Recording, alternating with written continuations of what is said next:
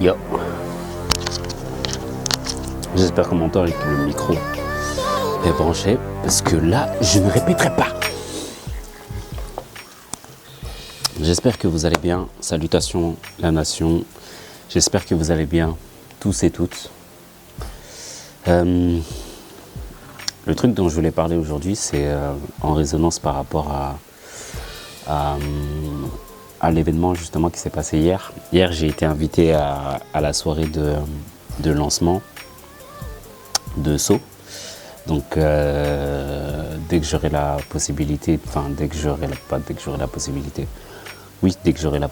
parce que j'ai d'autres choses en priorité, je vous partagerai les vidéos de cette soirée.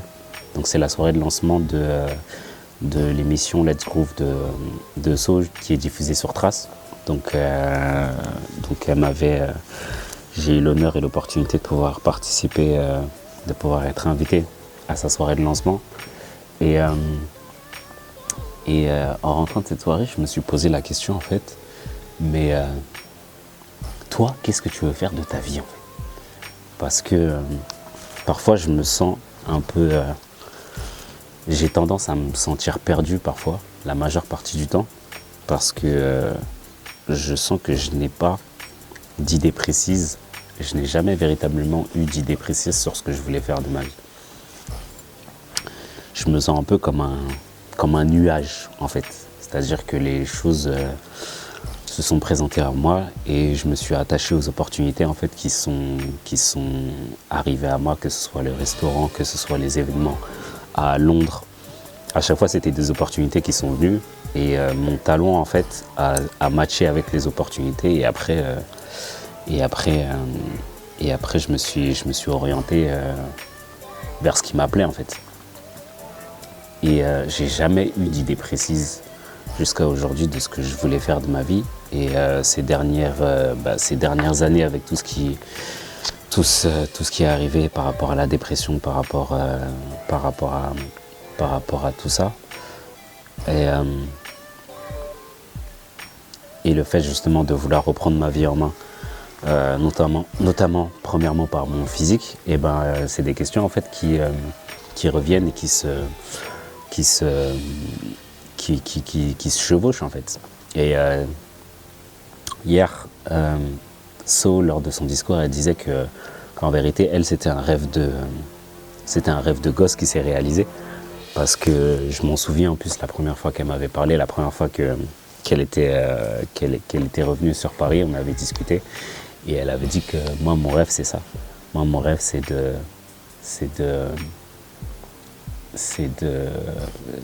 d'être à la télé en fait, c'est de faire la surprise à mes parents un jour qu'ils allument la télé et qu'ils me voient.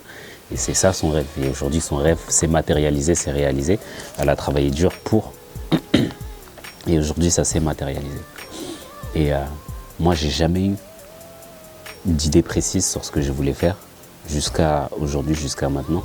Et parfois, ça peut faire peur. Mais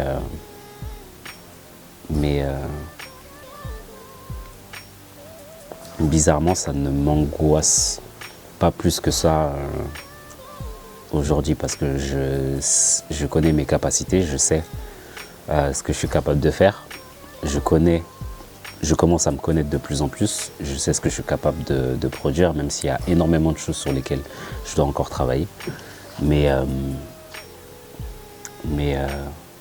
je me fais pas plus de soucis par rapport à ça, même s'il y a une peur latente par rapport à certaines choses, tu vois. Je sais que je manquerai jamais d'argent parce que j'ai des capacités, j'ai des skills qui me permettent d'aujourd'hui de pouvoir gagner ma vie, tu vois. Et c'est pas vraiment par rapport au fait, la peur de pouvoir gagner ma vie, mais c'est plus qu'est-ce que tu fais de ta vie, tu vois. Quel sens je donne à ma vie, ouais, c'est plus au niveau du sens. Est-ce que ça représente véritablement quelque chose pour toi, ce que tu fais? Est-ce que ça te plaît? Est-ce que tu te sens épanoui dans ce que tu fais? Pendant combien de temps tu te vois faire ça. Et ouais, comme j'ai dit, moi j'ai vraiment l'image de moi comme un nuage en fait. Parce que ça, je trouve, je me dis, dans 5 ans, peut-être je serai à l'étranger en train de cultiver des ananas. Et je pense pas que je serais plus malheureux ou quoi que ce soit, tu vois. Enfin, je t'ai donné une idée comme ça, mais je sais pas où est-ce que je vais me diriger. Mais je me fais pas de soucis sur le fait que je ne pourrais pas rester à ne rien faire en fait. Mais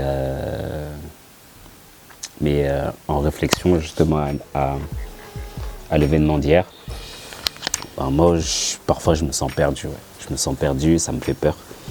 Et, et, euh, et voilà, c'est tout ce que je voulais partager avec vous aujourd'hui. Je pense que on est plein à être dans cette situation. Je pense pas que c'est quelque chose de dramatique.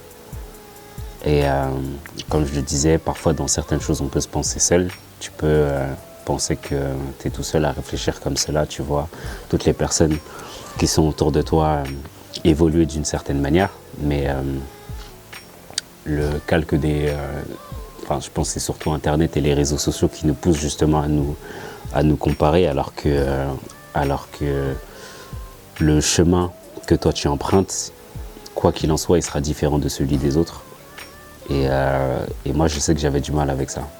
Je sais que j'avais du mal avec ça quand je voyais les autres évoluer et réussir dans certains domaines. Pas des domaines qui m'intéressaient forcément, tu vois, mais juste réussir certaines choses et que pour moi, ça a bloqué. Et ben, ça me crée du ressentiment, tu vois, sur dans certains aspects. Et ça me poussait à douter de moi, ça me poussait à douter de mes capacités. J'avais l'impression que pour moi ça fonctionne pas, ça fonctionne jamais. Parce que j'ai eu beau essayer, j'ai essayé, et ça n'a jamais véritablement pris de la manière que je voulais que ça prenne, tu vois. Après, j'ai eu des très bons résultats. Dans certaines choses, j'ai eu des très très très bons résultats. Je ne vais pas le nier. Mais j'avais toujours cette retenue en fait qui était en moi. Et aujourd'hui, j'ai compris que chacun sa route, chacun son chemin. Et puis le plus important en vérité, c'est d'apprendre à se connaître et de trouver véritablement la voie dans laquelle tu t'épanouiras le plus en fait. Ton chemin n'est pas forcément celui des autres et c'est une bonne chose en fait. C'est bien. Voilà. Prenez soin de vous, prenez soin de vos proches et de vos poches. On se retrouve demain. Peut-être.